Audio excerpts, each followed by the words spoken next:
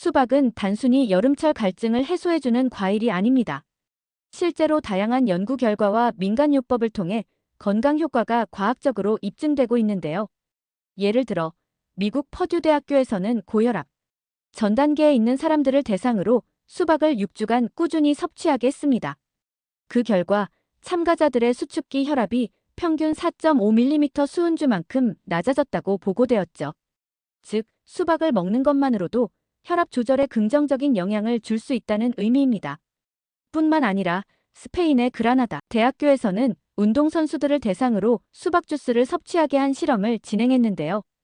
운동 직후 수박 주스를 마신 그룹이 그렇지 않은 그룹보다 근육통 회복 속도가 훨씬 빨라졌다고 보고했습니다. 이는 수박의 풍부한 시트룰린 성분이 혈류를 개선하고 피로 회복에 도움을 준다는 사실을 잘 보여주는 사례입니다. 민간요법에서도 수박은 예로부터 다양하게 활용되어 왔습니다. 특히 수박 껍질은 찬 성질을 띠면서도 이뇨작용이 뛰어나 부종 완화나 열을 내리는 데 사용되었는데요. 실제로 옛 어르신들은 여름철 더위로 인해 열이 올라 잠을 잘 못 자는 아이들에게 수박 껍질을 삶아 그 물을 먹이기도 했습니다. 또 여성들의 생리불순이나 부종에도 수박 껍질을 건조시켜 달여 먹는 전통적인 민간요법이 전해집니다. 수박은 숙취 해소에도 많이 쓰였는데요. 술을 마신 다음 날 수박을 먹거나 수박 껍질을 즙으로 내 마시면 몸이 한결 가벼워졌다는 경험담도 많습니다. 이는 수박의 수분과 해독 성분이 간 기능 회복에 도움이 되기 때문입니다. 간단하게 수박을 갈아 마시거나 수박 껍질을 즙내거나 즙에 꿀을 살짝 타 마시면 해장용으로도 좋다고 합니다. 하지만 이렇게 좋은 수박도 무조건 많이 먹는 것이 건강에 이로운 것은 아닙니다. 같이 먹으면 안 되는 음식들도 분명히 존재합니다. 대표적으로 우유나 요구르트 같은 유제품과는 함께 먹지 않는 것이 좋습니다. 수박은 찬 성질이고 수분 함량이 높기 때문에 유제품과 함께 섭취하면 위장이 차가워지고 소화불량을 유발할 수 있습니다. 특히 위장이 약한 어린이, 노인, 위험 환자는 더 주의가 필요합니다. 또한 수박과 술을 함께 먹는 것도 위험합니다. 수박의 이뇨작용과 술의 탈수작용이 겹치게 되면 체내 수분이 급격하게 빠져나가 탈수 증상이 오거나 가한 기능에 무리를 줄 수 있습니다. 특히 간 건강이 좋지 않은 분들은 수박과 술을 함께 섭취하지 않도록 주의하셔야 합니다. 실제로 민간에서는 수박을 먹고 술을 마신 후 복통을 호소하거나 설사를 겪은 사례도 있습니다. 그 외에도 수박과 함께 오이나 기름진 고기를 먹는 것도 피해야 합니다. 수박과 오이는 둘 다 찬 성질을 갖고 있기 때문에 같이 먹으면 배가 차고 복통이나 설사를 유발할 수 있습니다. 또 기름진 고기는 소화 시간이 길고 위장에 부담을 줄 수 있는데 수박과 함께 먹게 되면 위장에 과부하가 걸릴 수 있습니다. 식중독 예방 차원에서도 상온에서 장시간 놓인 수박과 육류의 조합은 피하는 것이 좋습니다. 이처럼 수박이 신체에 영향을 미치는 부분은 다양합니다. 과도한 수박 섭취는 위장에 부담을 줄 수 있으며 복부 팽만이나 설사를 유발할 수 있습니다. 또한 칼륨 함량이 높은 편이기 때문에 신장 기능이 약한 사람이나 투석 중인 환자는 섭취량을 조절해야 합니다. 신장에서 칼륨이 제대로 배출되지 않으면 고칼륨 혈증으로 이어질 수 있어 매우 위험합니다. 그렇다면 수박은 어떤 영양소를 포함하고 있을까요? 수박의 가장 대표적인 성분은 라이코펜입니다. 토마토보다도 더 많은 양의 라이코펜을 포함하고 있는데요.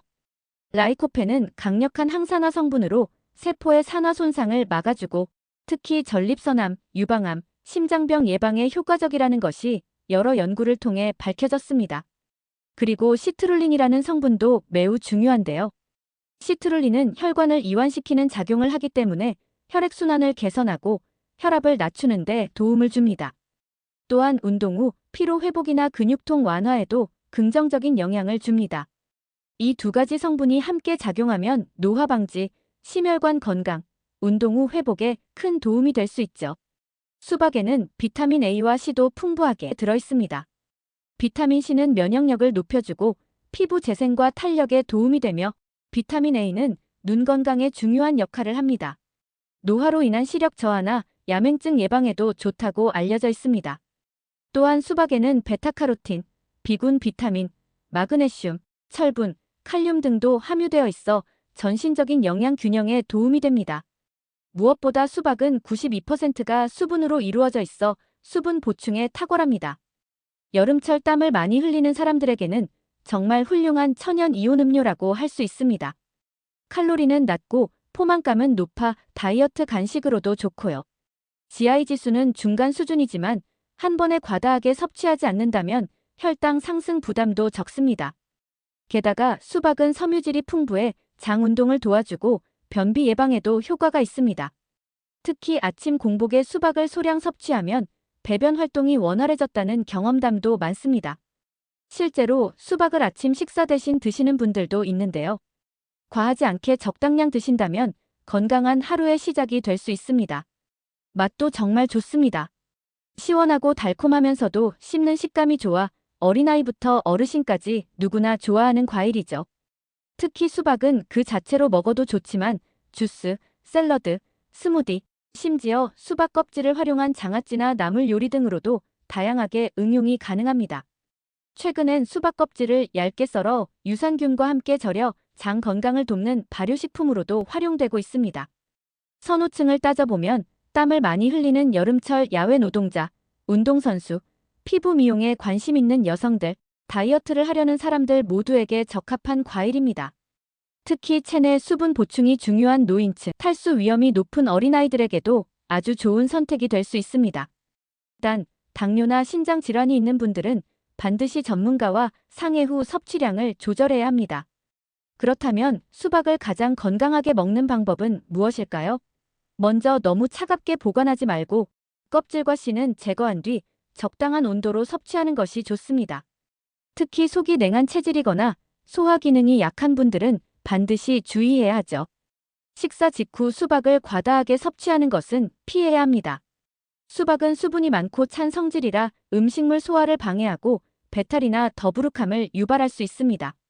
식후 1시간 뒤에 간식으로 소량 섭취하는 것이 가장 이상적입니다.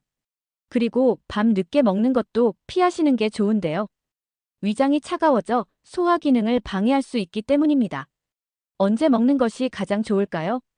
수박은 낮 12시부터 오후 4시 사이, 기온이 가장 높고 몸에 열이 많아지는 시간대에 섭취하면 갈증 해소와 체온 조절에 매우 효과적입니다. 운동 후에 먹는 것도 근육 회복과 수분 보충에 매우 좋습니다. 특히 더운 날 야외에서 활동한 후 수박을 한 조각 먹으면 체온이 안정되고 피로도 줄어드는 걸 느낄 수 있습니다. 이처럼 수박은 알고 먹으면 훌륭한 건강식품이지만 모르고 먹으면 탈이 날 수 있는 과일입니다. 영양성분, 궁합, 적정 섭취 시간 등을 잘 이해하고 즐기신다면 여름철 수박 한 조각이 내 몸을 건강하게 지켜주는 최고의 천연 보약이 될 수 있습니다. 마무리하자면 수박은 한낮의 더위를 이겨내는 데 그치지 않고 우리 몸속 깊숙한 곳까지 건강한 영향을 미치는 놀라운 자연식품입니다. 다만 어떤 성분이 우리 몸에 어떻게 작용하는지 또 누구에게 어떤 양이 적절한지를 이해하고 섭취한다면 이 여름 수박은 단순한 간식이 아닌 진정한 건강 파트너가 될 수 있습니다.